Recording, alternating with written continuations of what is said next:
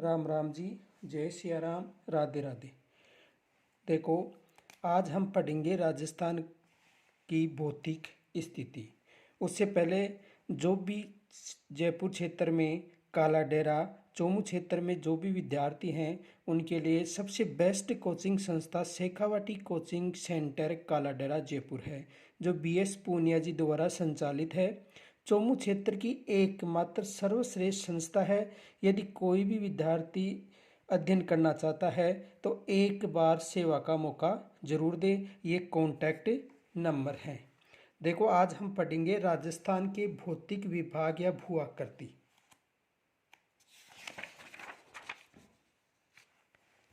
राजस्थान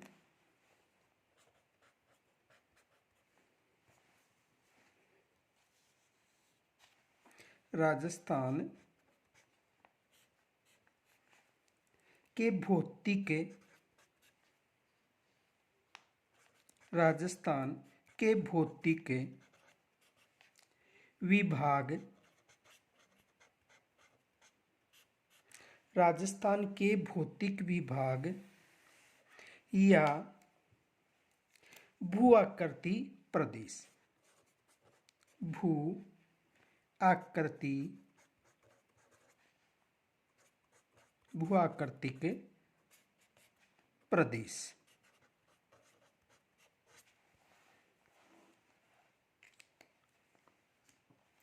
देखो, राजस्थान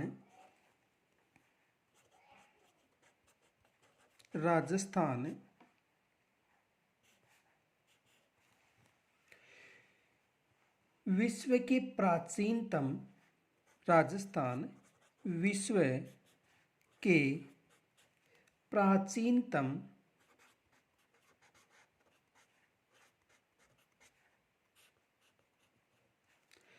भूखंडों का अवशेष है। भूखंडों का अवशेष है।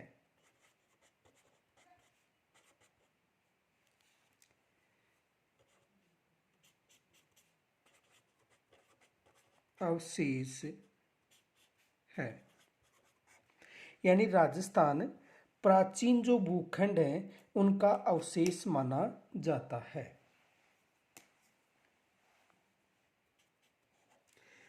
प्राक ऐतिहासिक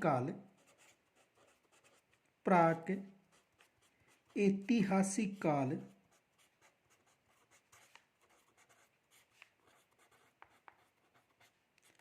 यानी प्राक ऐतिहासिक काल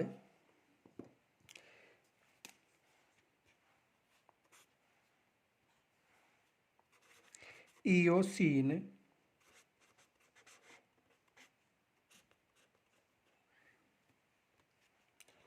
काल व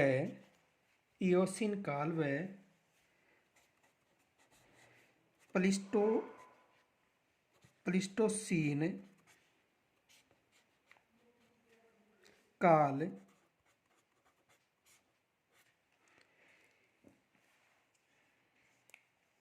में विस्तृत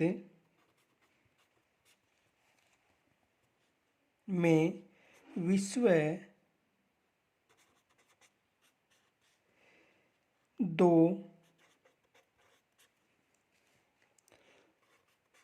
भूखंडों में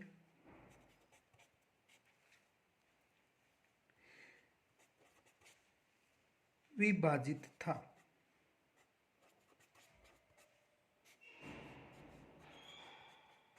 देखो, राजस्थान विश्व का प्राचीनतम भूखंडों का अवशेष है।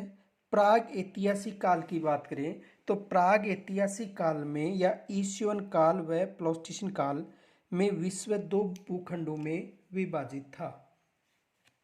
देखो कौन कौन से भूखंड थे।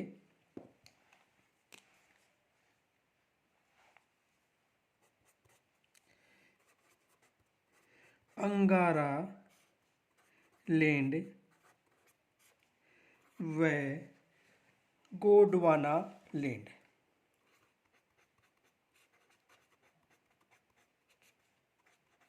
गोंडवाना लैंड। यानी प्रागैतिहासिक काल में जो विश्व था वो अंगारा लैंड व गोंडवाना लैंड में विभाजित था।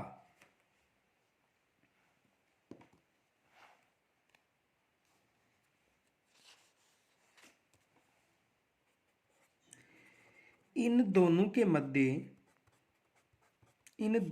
मध्य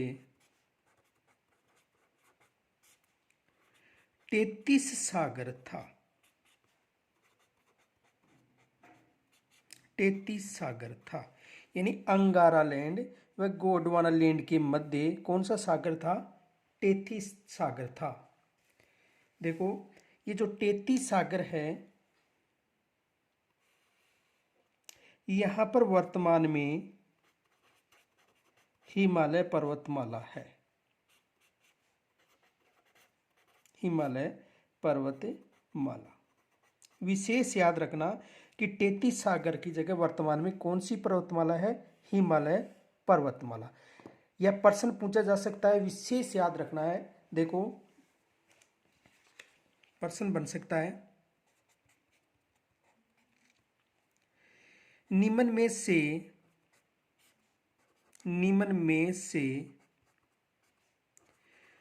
कौन सी पर्वत श्रेणी नवीनतम है? निम्न में से कौन सी पर्वत श्रेणी नवीनतम है? देखो अरावली, ब हिमालय,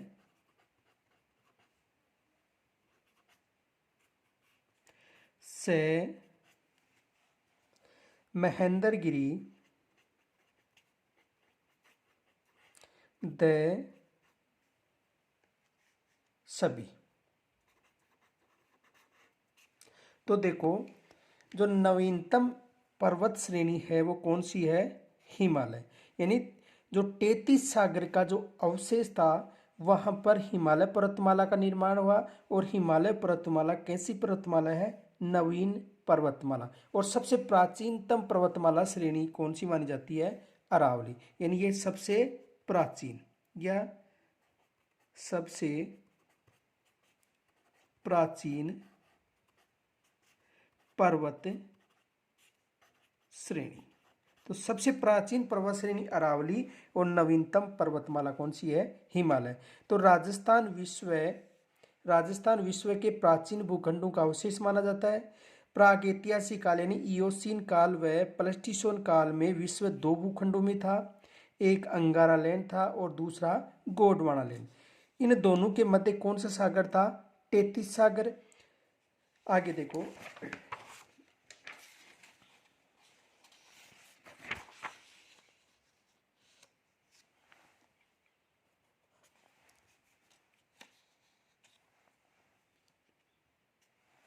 भारत गोंडवाना लैंड का क्षेत्र माना जाता है। क्षेत्र या अवशेष यानी गोंडवाना लैंड का क्षेत्र माना जाता है।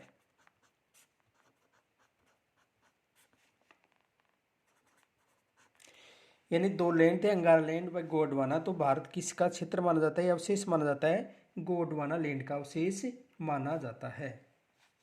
देखो विशेष याद रखना,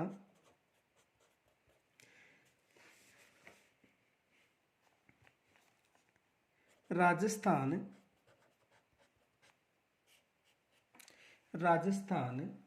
में उत्तरी पश्चिमी मरुप्रदेश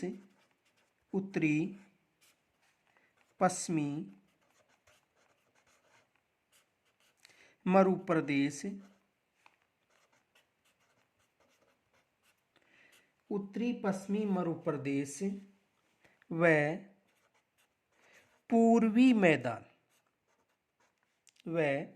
पूर्वी मैदान यानी राजस्थान में उत्तरी पश्चिमी मरुप्रदेश व पूर्वी मैदान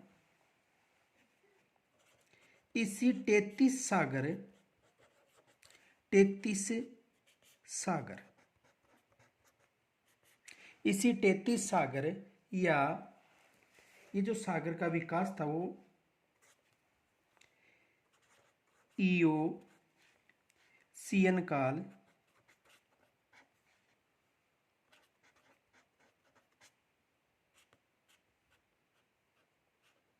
व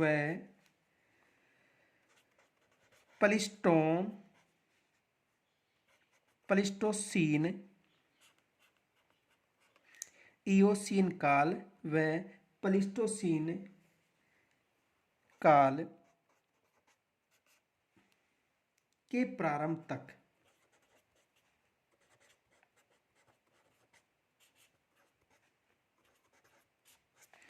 यानी राजस्थान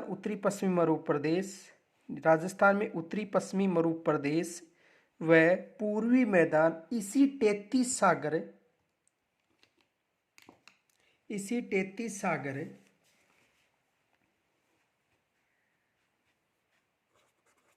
के अवशेष 33 सागर के अवशेष माने जाते हैं। तो प्रश्न आ सकता है कि पश्चिमी राजस्थान और पूर्वी मैदान किसके अवशेष है?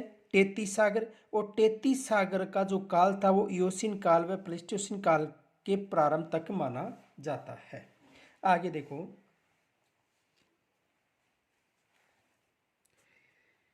नोट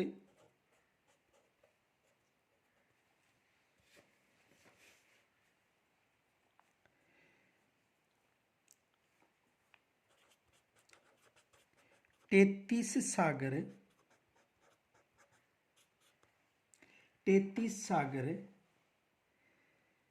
के अवसाद 33 सागर के अवसाद पश्चिमी राजस्थान व पूर्वी राजस्थान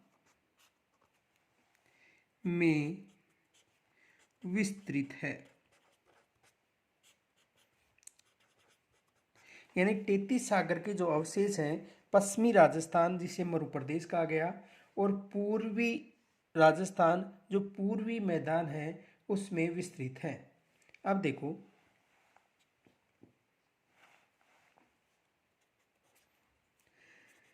राजस्थान में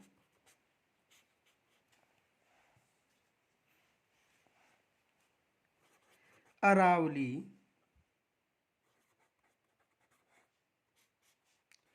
पर्वत श्रेणी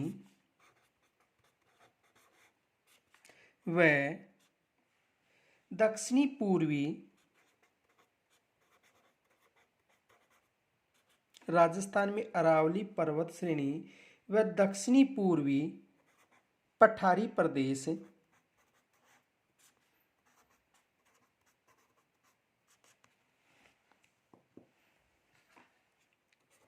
गोंडवाना लैंड के अवशेष या हिस्सा माना जाता है।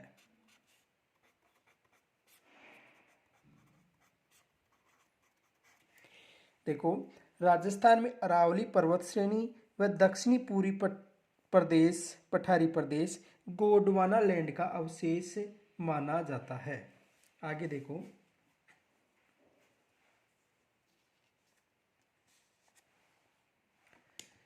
राजस्थान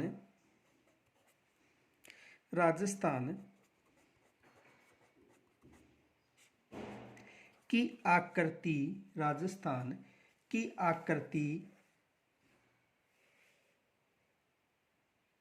राजस्थान की भू आकृति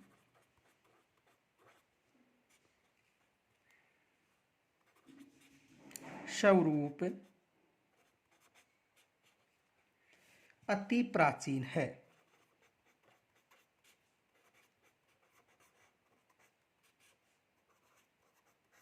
राजस्थान की भूआकृतिक स्वरूप अति प्राचीन है, जो दीर्घकाल की दीर्घकाल जो दीर्घकाल की अपर्दन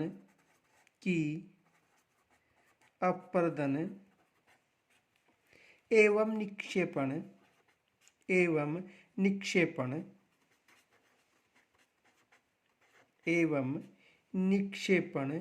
प्रक्रियाओं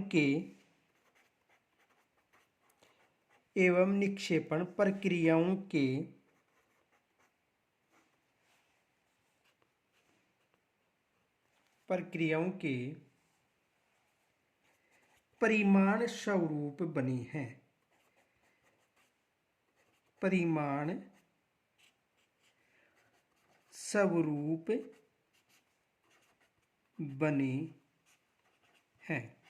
यानी राजस्थान की भूआकृतिक स्वरूप अति प्राचीन है, जो दीर्घकालीन की अपर्दन व निक्षेपण प्रक्रियाओं के परिमाण स्वरूप बने हैं। आगे देखो,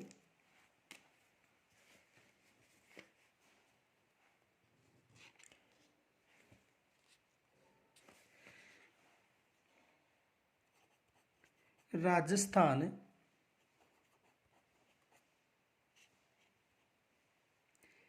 में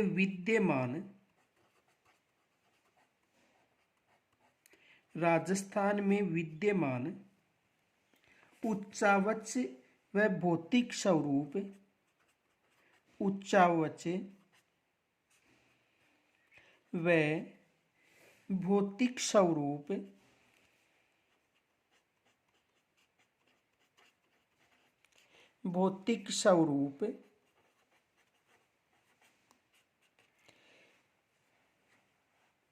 को जलवायु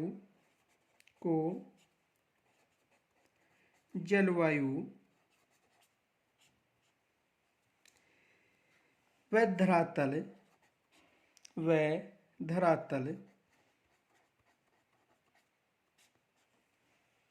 के अंतरों के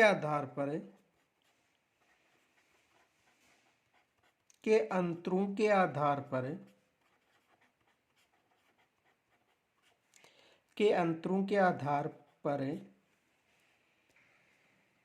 मुख्यतः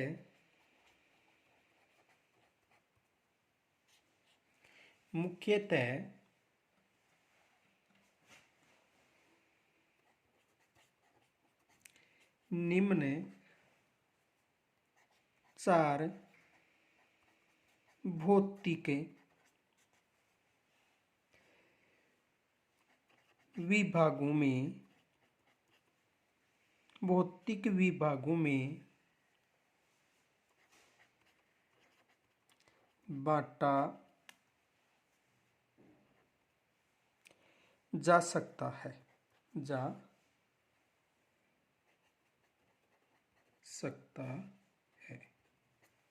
यानी राजस्थान में विद्यमान उच्चावच व भौतिक स्वरूप को जलवायु व धरातल के अंतरों के आधार पर मुख्यतः 4 भौतिक विभागों में बांटा जा सकता है। देखो कौन कौन से हैं।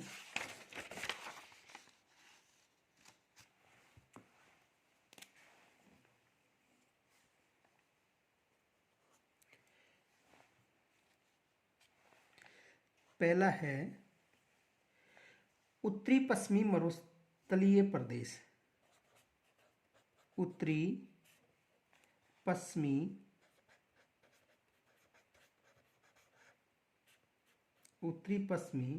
मरुस्थलीय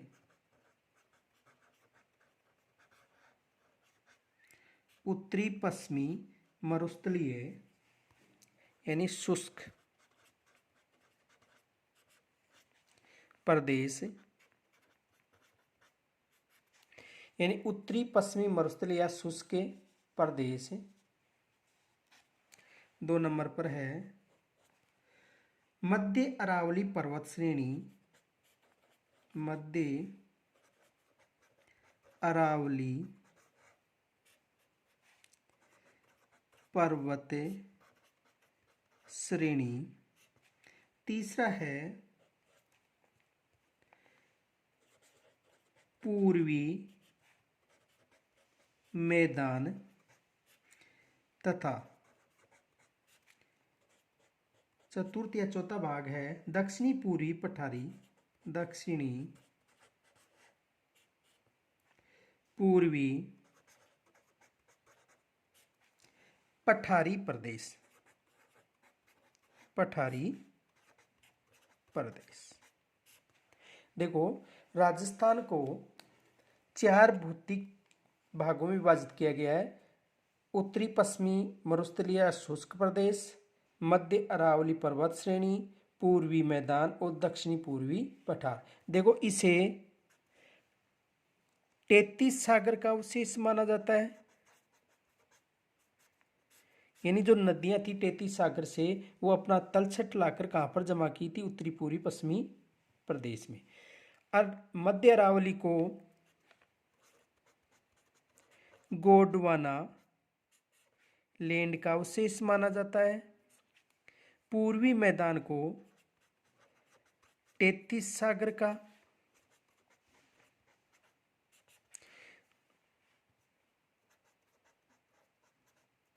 और दक्षिणी पूर्वी जो पठारी प्रदेश है उसे गोंडवाना लैंड का अवशेष माना जाता है।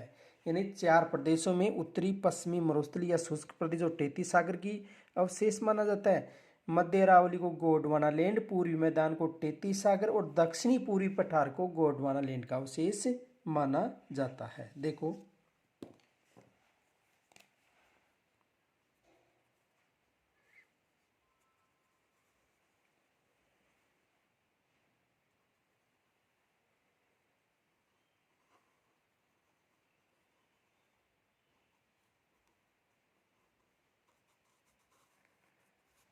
ये राजस्थान है।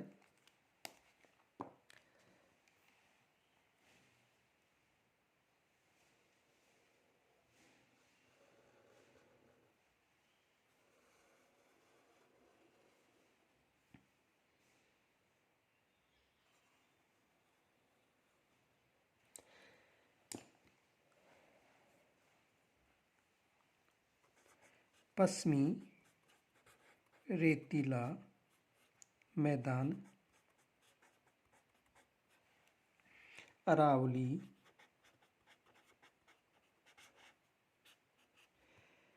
पर्वत श्रेणी,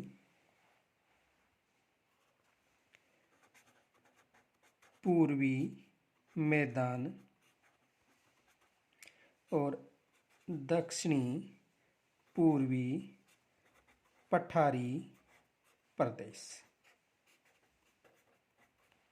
4 भौतिक प्रदेश हो गए। पश्चिमी रेतीला मैदान, अरावली पर्वत श्रेणी, पूर्वी मैदान और दक्षिणी पूर्वी का पठार। देखो, ये गोंडवाना लैंड का अवशेष माना जाता है।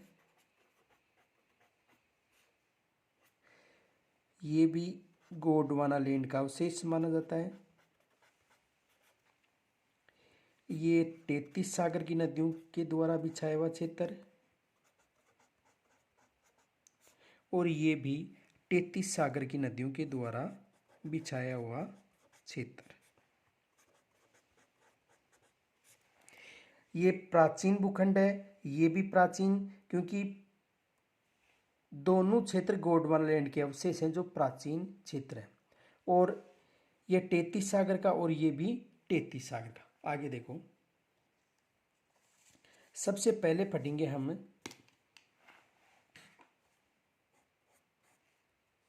उत्तर पश्चिमी मरुस्थलीय भाग।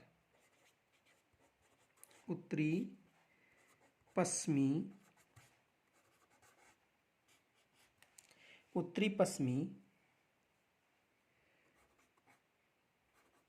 मरुस्थलीय भाग,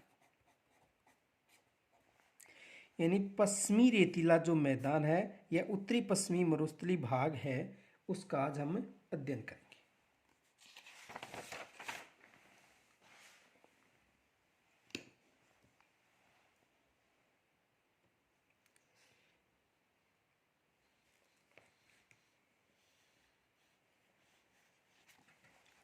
देखो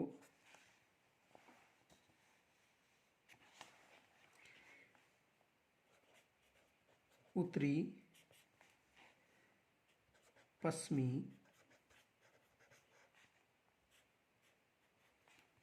मरुस्थली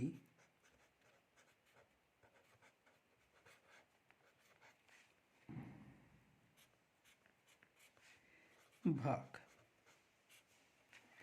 देखो इसे दो भागों में विभाजित किया गया है। उत्तरी पश्चिमी मरुस्थली भाग की बात करें तो इसे दो भागों में विभाजित किया गया है। देखो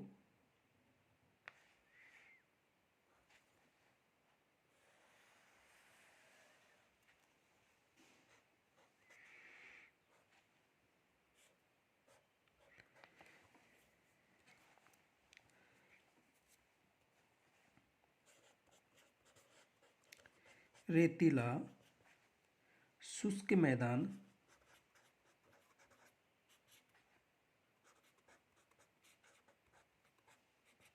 रेतीला शुष्क मैदान या इसे महान मरुभूमि, इसे महान मरुभूमि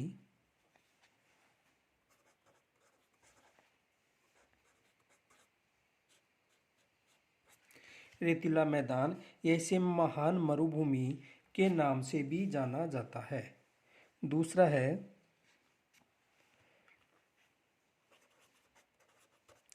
अर्ध शुष्क मैदान या बांगर प्रदेश। देखो उत्तरी पश्चिमी मरुस्थलीय भाग को दो भागों में बांटा गया है, रेतीला शुष्क मैदान या महान मरुभूमि, या दूसरा पार्ट है अर्ध शुष्क मैदान या बांगर प्रदेश। देखो एक विशेष याद रखना, इन दोनों के मध्य 25 सेमी वर्षा रेखा विभाजित करती है। देखो रेतीले शुष्क मैदान व अर्ध शुष्क मैदान को 25 सेमी वर्षा रेखा विभाजित करती है। प्रश्न बना के समझाता हूं। देखो प्रश्न नंबर 1 है, पश्चिमी मरु प्रदेश, पश्चिमी मरु प्रदेश को दो भागों में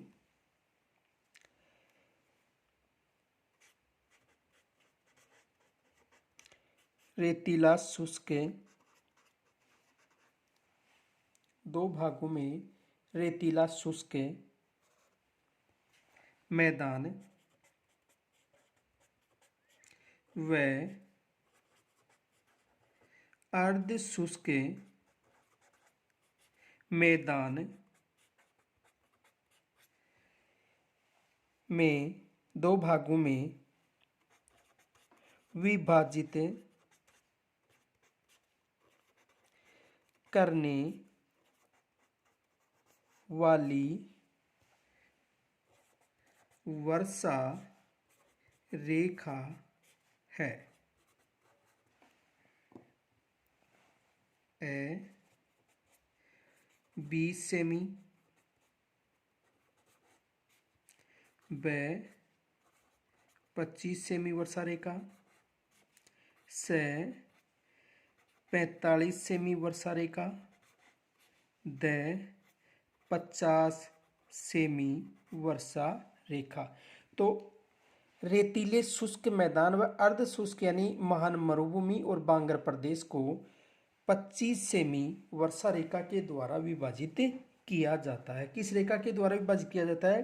25 सेमी वर्षा रेखा। देखो 25 सेमी की जगह 250 मिलीबार भी एनमी में भी आ सकता है, मिलीबार भी आ सकता है। आगे देखो जो पश्चिमी क्षेत्र है यानी मरु प्रदेश,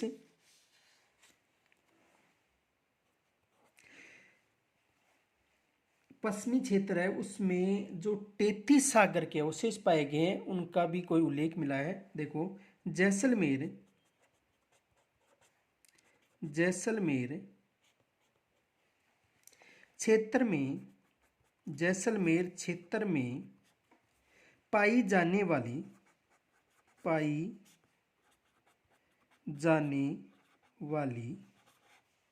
जैसलमेर क्षेत्र में पाई जाने वाली चट्टानों में प्राप्त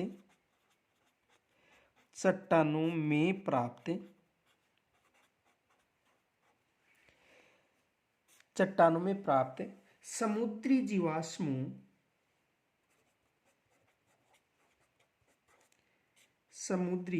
जीवाश्मों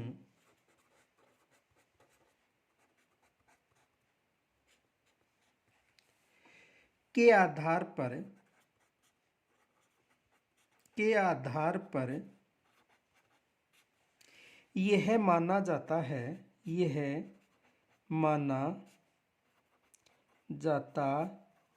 है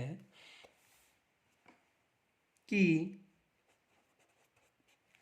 अपर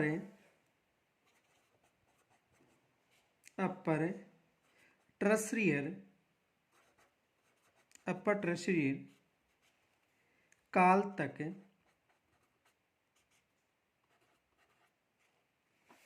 पश्चिमी मरुस्थलीय भाग पश्चिमी मरुस्थलीय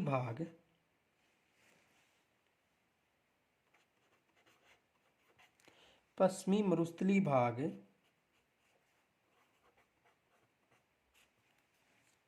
33 सागर, ये पश्चिमी मरुस्थलीय भाग पर 33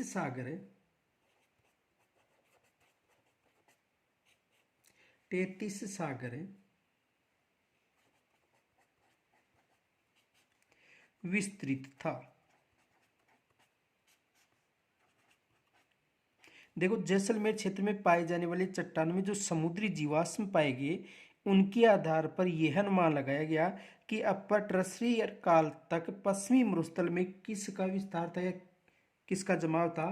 33 सागर का विस्तृत था। जो भूगर्भिक हलचलों के परिमाण स्वरूप भूगर्भिक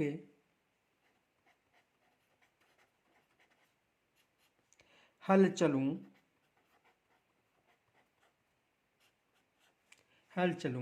के परिमाण स्वरूप भूगर्भिक हलचलों के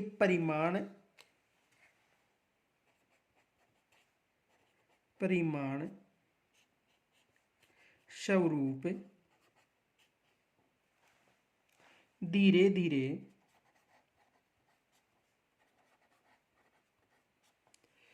खिसकता गया।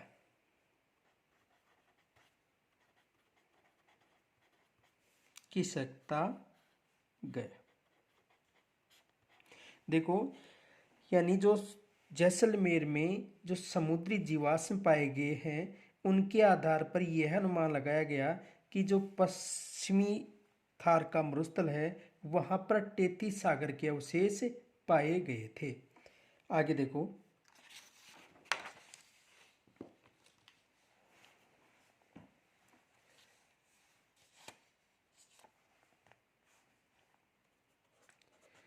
पश्चिमी राजस्थान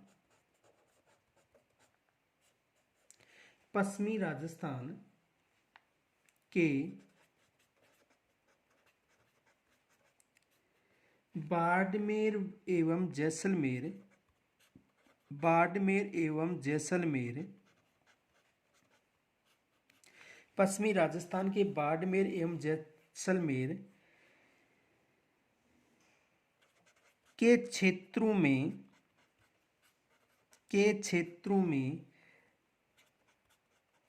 तेल एवं प्राकृतिक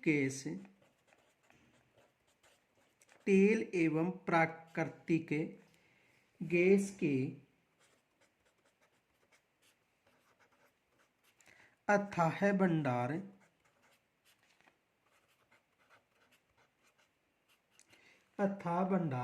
मिलने के कारण अथाह भंडार मिलने के कारण यहाँ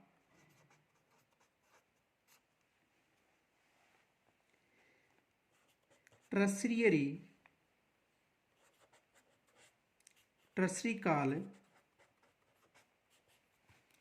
की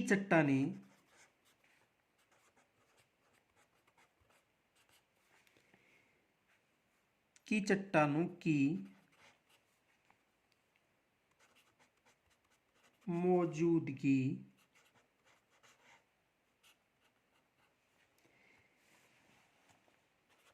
को ही माना गया है।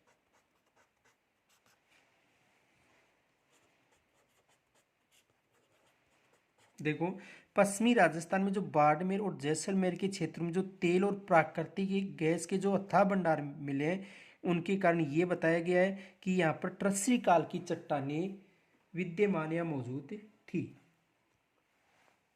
आगे देखो, पश्चिमी रेतीले मैदान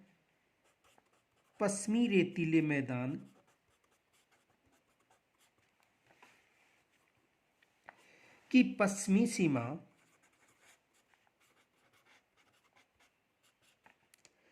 पाकिस्तान को स्पर्श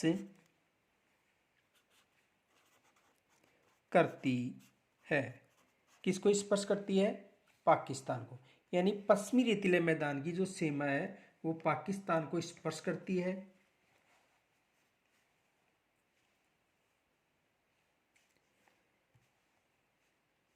आगे देखो, पश्चिमी रेतीले मैदान में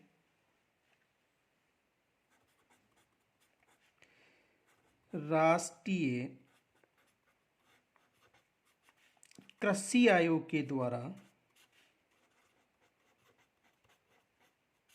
यानी पश्चिमी रेतीले मैदान में राष्ट्रीय कृषि आयोग के द्वारा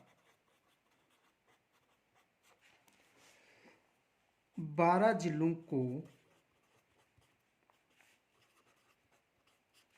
शामिल किया था।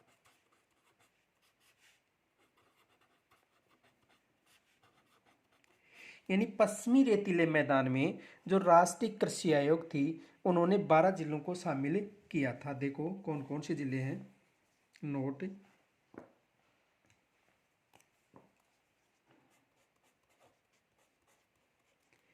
जैसलमेर,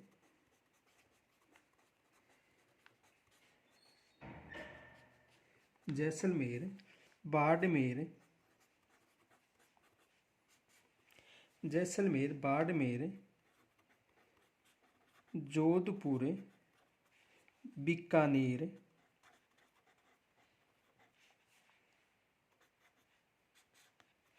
गंगानगर,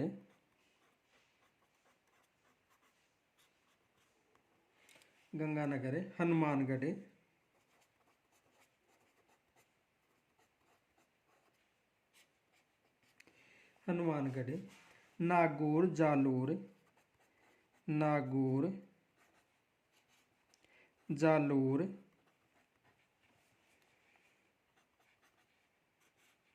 चूरू,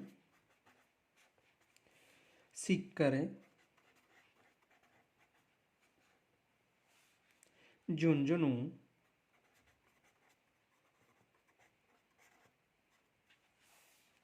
तथा पाली जिले का पश्चिमी भाग। पाली जिले का पश्चिमी भाग।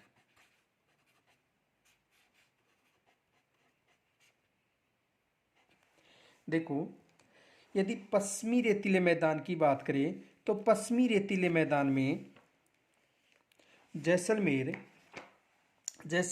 बाड़मेर, जोधपुर, बीकानेर, गंगानगर, हनुमानगढ़, नागौर, जालोर, चूरू, सीकर, झुंझुनू, पाली जिले का पश्चिमी भाग, यानी टोटल कितने जिले हो गए?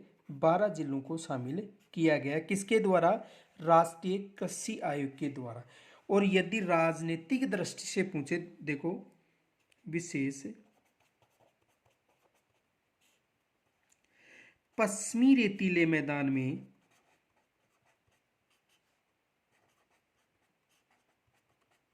में राजनीतिक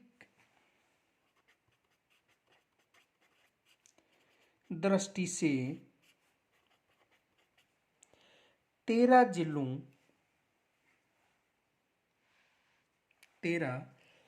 जिलों को शामिल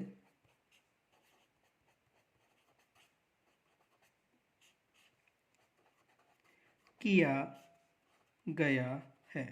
कितने जिलों को शामिल किया गया है? 13। यानी राजनीतिक दृष्टि से मतलब है कि जो लोकसभा चुनाव है उनमें जो सिरोही क्षेत्र है वो पश्चिमी रेतीले मैदान के जिलों में शामिल है। कौन सा जिला है? सिरोही।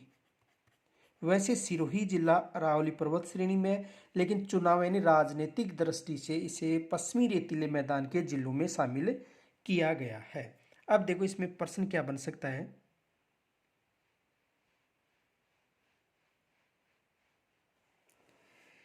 प्रश्न देखो,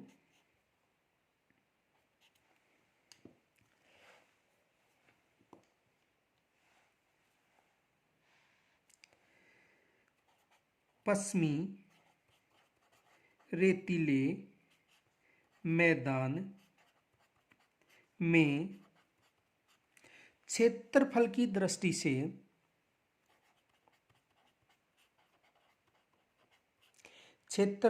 दृष्टि से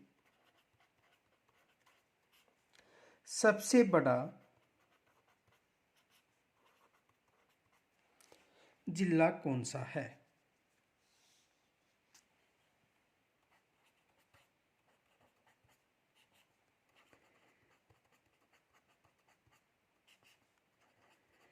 प्रश्न पूछा जा सकता है कि जो पश्चिमी रेतीला मैदान में जो 12 जिले हैं उनमें क्षेत्रफल की दृष्टि से सबसे बड़ा जिला कौन सा है? जैसलमेर। और यदि संपूर्ण राजस्थान की दृष्टि से भी देखें तो क्षेत्रफल की दृष्टि से सबसे बड़ा जिला कौन सा है? जैसलमेर है। यानी क्षेत्रफल की दृष्टि से संपूर्ण राजस्थान में भी जैसलमेर है, लेकिन पश्चिमी रेतीले मैदान में भी क्षेत्रफल की दृष्टि से सबसे बड़ा जिला कौन सा है? जैसलमेर। और छोटा जिला पूछे तो बताना है झुंझुनू। ये विशेष याद रखना कि पश्चिमी रेतीले मैदान में क्षेत्रफल की दृष्टि से सबसे बड़ा जिला जैसलमेर है और सबसे छोटा जिला झुंझुनू है। हम केवल पश्चिमी रेतीले मैदान की बात करें और संपूर्ण राजस्थान में क्षेत्रफल की दृष्टि से सबसे बड़ा जिला जैसलमेर है और सबसे छोटा जिला धौलपुर है। आगे देखो,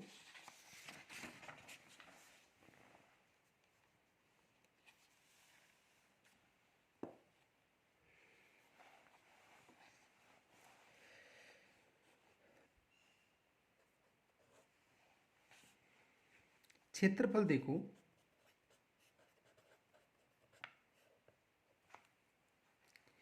यानी पश्चिमी रेतीला मैदान है उसका क्षेत्रफल देखो। राज्य के कुल क्षेत्रफल के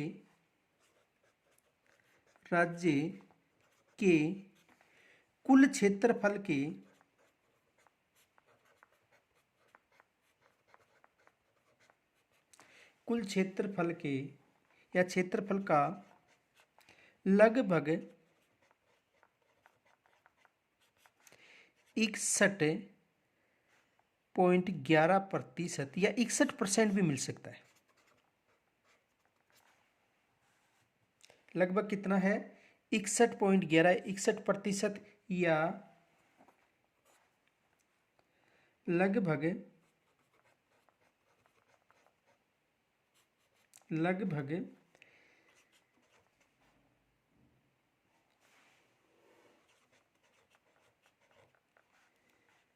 29,000 वर्ग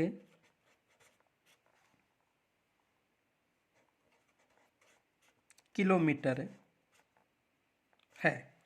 तो पश्चिमी रेतीला मैदान है उसका क्षेत्रफल कितना है? 61.11 या 61% के लगभग यानी 61.11 या 61% भी मिल सकता है, वहाँ पर लगभग है 61.11 61% या 20,09,000 वर्ग किलोमीटर के लगभग पश्चिमी रेतीला मैदान का क्षेत्रफल है। तो ये विशेष याद रखना, 61% या 20,09,000 वर्ग किलोमीटर के लगभग पश्चिमी रेतीले मैदान का क्षेत्रफल है। आगे देखो,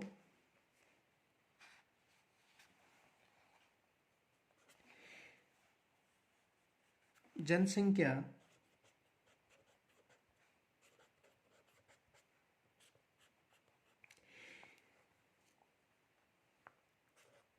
राज्य की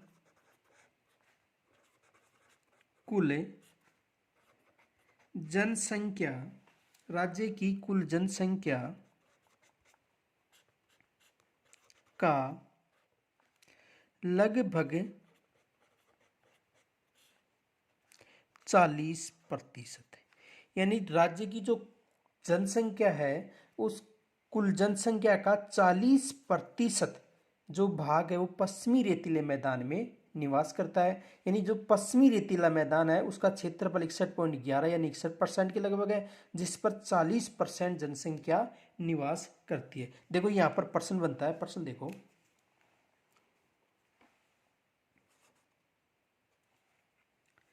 किस भौतिक प्रदेश में, किस भौतिक प्रदेश में सर्वाधिक जनसंख्या निवास करती है?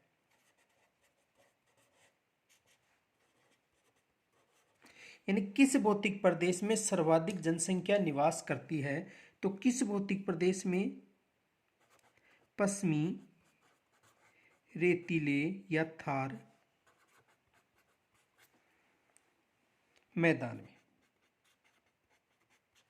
यानी किस भौतिक प्रदेश में सर्वाधिक जनसंख्या निवास करती है? तो पश्चिमी रेतीले मैदान में।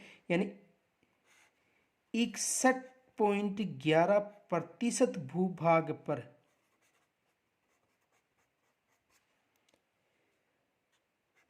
40% जनसंख्या निवास करती है। यानी 61.11% पर कितनी परसेंट जनसंख्या निवास करती है? 40%। तो सर्वाधिक जनसंख्या वाला भौतिक प्रदेश कौन सा है? पश्चिमी रेतीला मैदान। या एक विशेष और याद रखना नोट, पूर्वी मैदान में सर्वाधिक जनसंख्या घनत्व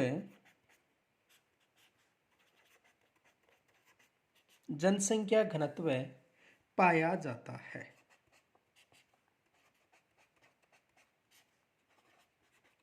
यानी सर्वाधिक जनसंख्या घनत्व कहां पर पाया जाता है?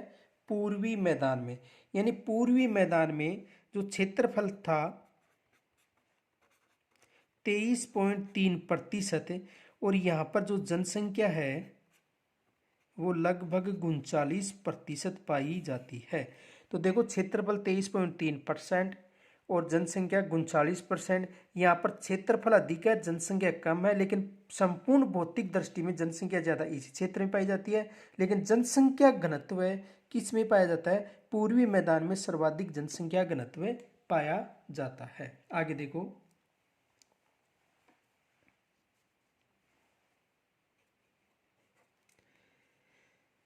उत्तर पश्चिम,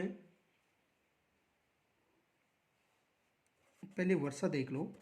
वर्षा इस प्रदेश में 20 सेमी से लेकर 50 सेमी तक वर्षा होती है। यानी 20 सेंटीमीटर से लेकर 50 सेंटीमीटर तक वर्षा होती है। किसमें? पश्चिमी रेतीले मैदान में। यानी पश्चिमी रेतीले मैदान में 20 सेमी से लेकर 50 सेमी तक वर्षा होती है। आगे देखो, तापमान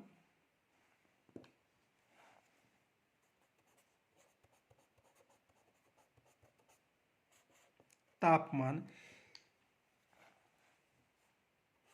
गर्मियों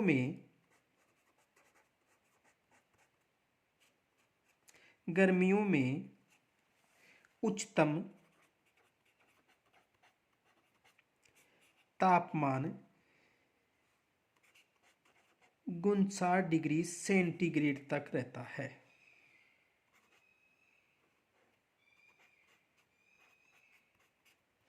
यानी गर्मियों में उस तापमान कहाँ तक पहुंच जाता है? 49 डिग्री सेंटीग्रेड तक। और सर्दियों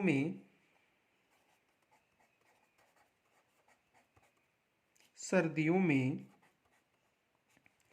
तापमान -3 डिग्री सेंटीग्रेड तक पहुंच जाता है। देखो वर्षा 20 सेमी से लेकर 50 सेमी तक, और गर्मियों में जो तापमान है उच्चतम वो 49 डिग्री सेंटीग्रेड तक, और सर्दियों में जो तापमान है वो -3 डिग्री तक पहुंच जाता है। आगे देखो, जलवायु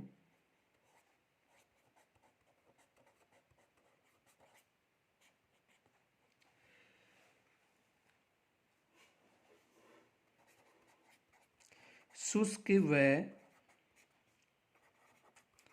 अर्ध शुष्क जलवायु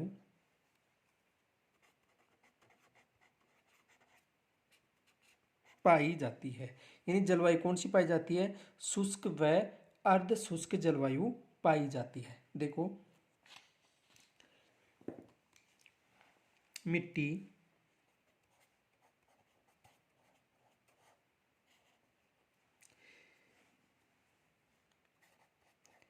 रेतीली,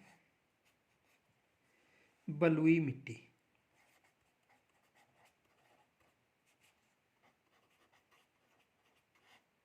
मिट्टी कौन सी पाई जाती है? रेतीली, बलुई मिट्टी। आगे देखो,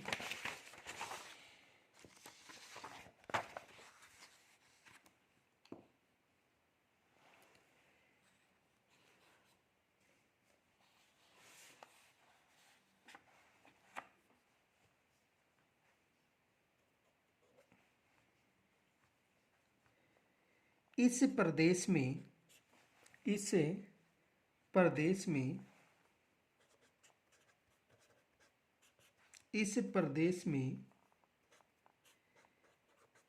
लिग्नाइट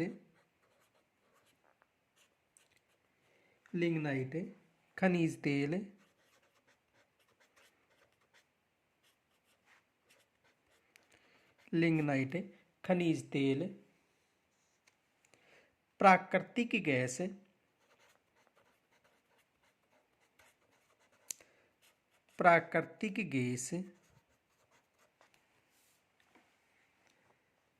व लाइमस्टोन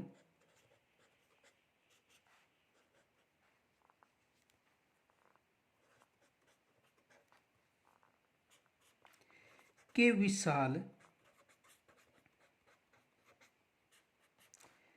विशाल भंडार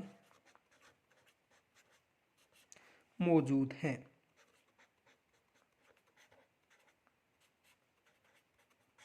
तो इस प्रदेश में लिग्नाइट खनिज तेल, प्राकृतिक गैस, लाइमस्टोन के विशाल भंडार मौजूद हैं।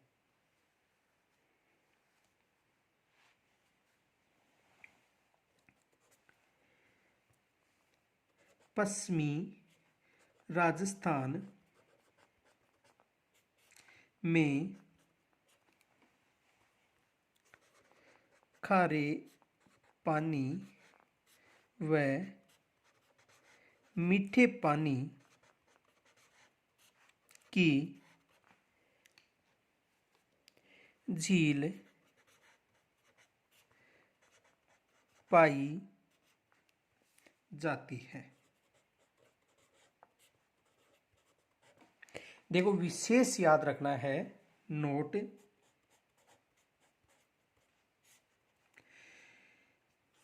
राजस्थान का पश्चिमी रेतीला मैदान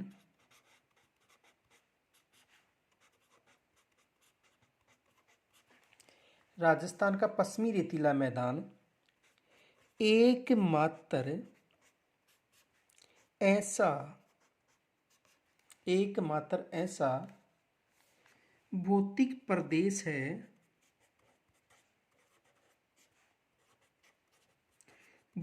प्रदेश है जिसमें खारे व मीठे पानी की झीलें पाई जाती हैं।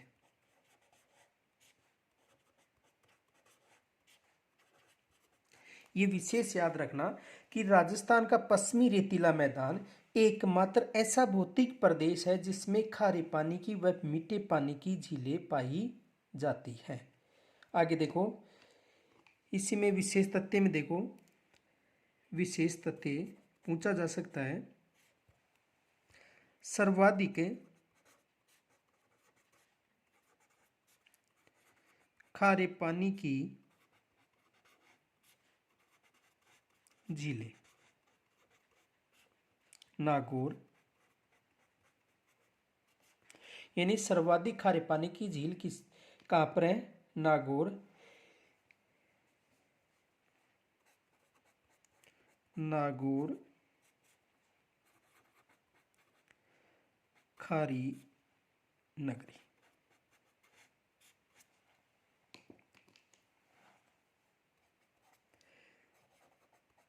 खारे पानी व मीठे पानी की सर्वाधिक झील जैसलमेर।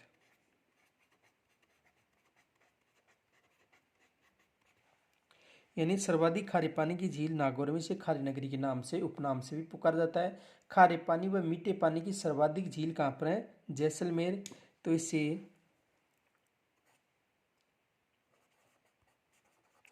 आधी खारी व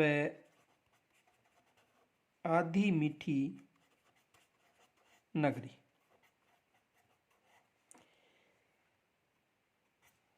कौन सी है? जैसलमेर।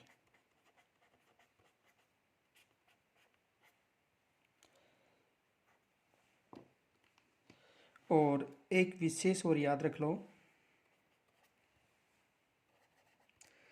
आधी मीठी व आधी खारी लूनी नदी को कहा जाता है। किस नदी को कहा जाता है? लूनी नदी को। यानी लूनी नदी को आधी मीठी व आधी खारी के नाम से जाना जाता है। आधी खारी व आधी मीठी नगरी जैसलमेर को कहा जाता है। खारे पानी व मीठे पानी की सर्वाधिक झील जैसलमेर में है और खारे पानी की सर्वाधिक झील कहाँ पर है? नागौर में है। आगे देखो,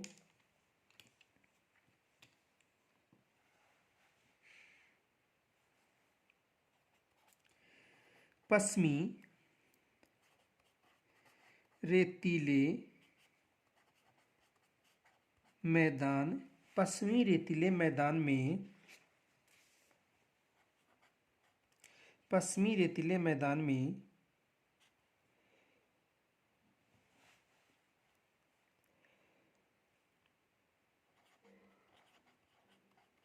बबूल, फोग, खेजड़ी, केर,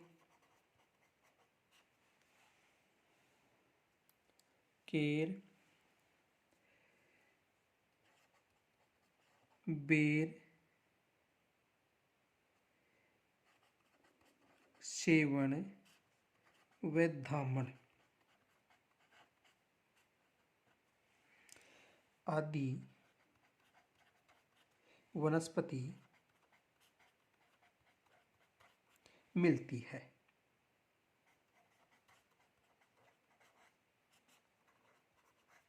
देखो, पश्चिमी रेतीले मैदान में बबूल, फोग, खेजड़ी, केर, बेर, सेवन, धामन आदि वनस्पतियां मिलती है। देखो, सेवन व घास, धामन दोनों घास की प्रजातियां हैं। देखो आगे देखो,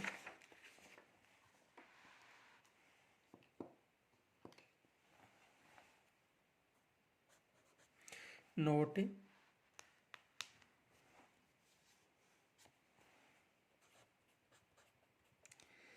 पश्चिमी रेतीले मैदान में धामन व सेवन घास पाई जाती है। एक तो धामन घास और एक सेवन घास। देखिए, उनका अलग अलग उपयोग है। सेवन घास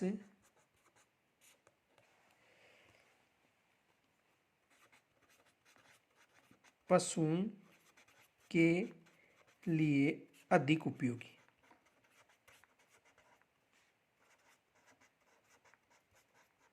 यानी जो सेवन घास है वो पशुओं के लिए अधिक उपयोगी है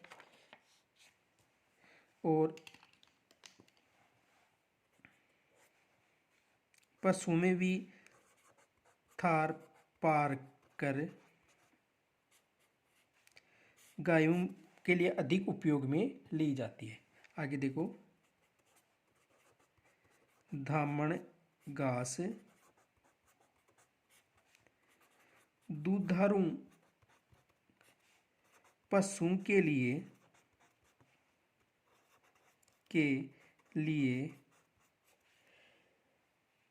उपयोगी।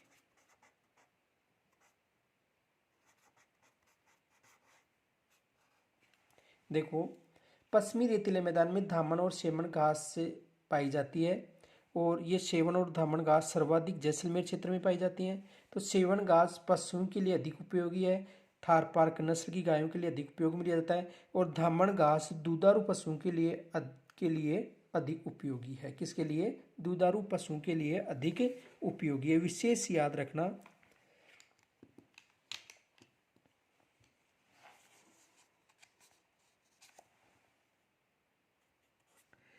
पश्चिमी रेतीले मैदान को दो भागों में विभाजित किया गया है।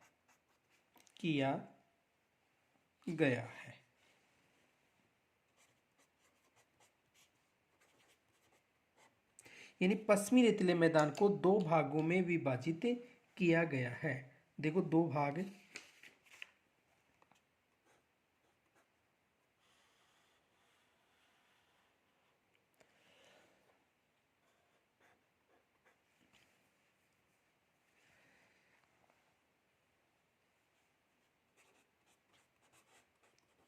रेतीला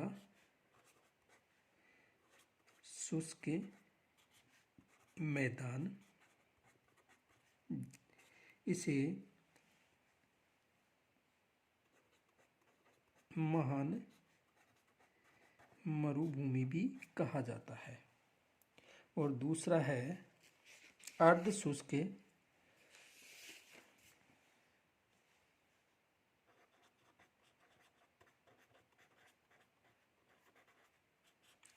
या बांगर प्रदेश। यानी एक रेतीला मैदान, ठीक है, जिसे महान मरुस्थल भी कहा जाता है, और दूसरा अर्ध शुष्क या बांगर प्रदेश। आगे देखो, इसे दो भागों में विभाजित किया गया है।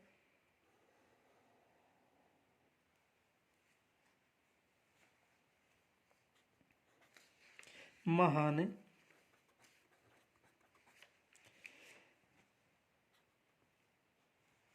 मरुभूमि, महान मरुभूमि, महान मरुभूमि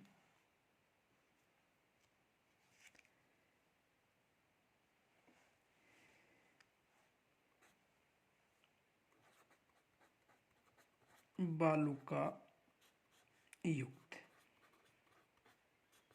देखो दो भाग हैं, एक रेतीला शुष्क मैदान और दूसरा है अर्ध शुष्क या बांगर प्रदेश।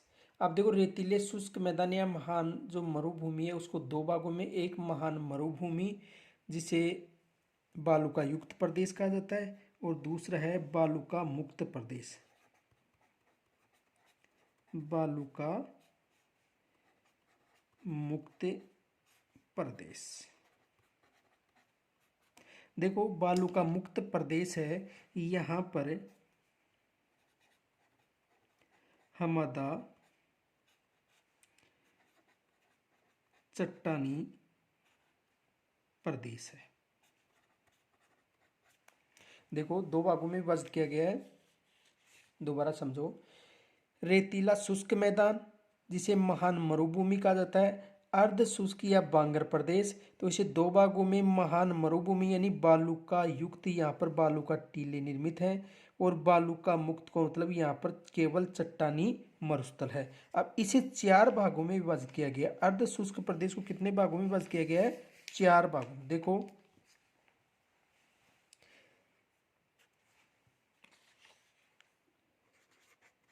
घग्गर प्रदेश, दूसरा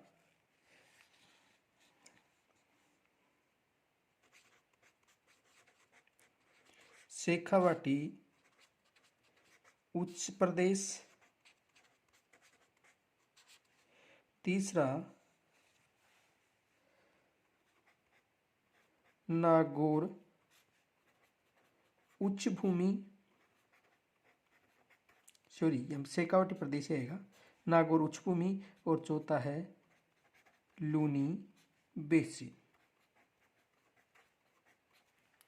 देखो घग्गर प्रदेश, शेखावाटी प्रदेश, नागौर उच्च भूमि और लूनी बेसिन, चार भागों में अर्ध शुष्क मैदान को विभाजित किया गया। एक बार दोबारा समझ लो कि पश्चिमी रेतीले मैदान को दो भागों में विभाजित किया गया है। कितने भागों में? दो भागों में। पहला है रेतीला शुष्क मैदान, यानी इसे महान मरु प्रदेश भी कहा गया है, जिसे दो भागों में विभाजित किया गया है, महान मरुभूमि या बालुका युक्त प्रदेश और बालुका मुक्त प्रदेश। बालुका मुक्त प्रदेश में केवल हमदा चट्टानी मरुस्थल है। इनके अलावा दूसरा शुष्क प्रदेश या बांगर प्रदेश, जिसे घग्गर प्रदेश, शेखावाटी प्रदेश, नागौर उच्च भूमि और लूनी बेसिन के नाम से भी जाना जाता है। इन दोनों प्रदेशों का अध्ययन हम कल विस्तृत से करेंगे। धन्यवाद। यदि कोई समझ में न आए तो मुझे कमेंट्स के द्वारा जरूर बताएं। धन्यवाद।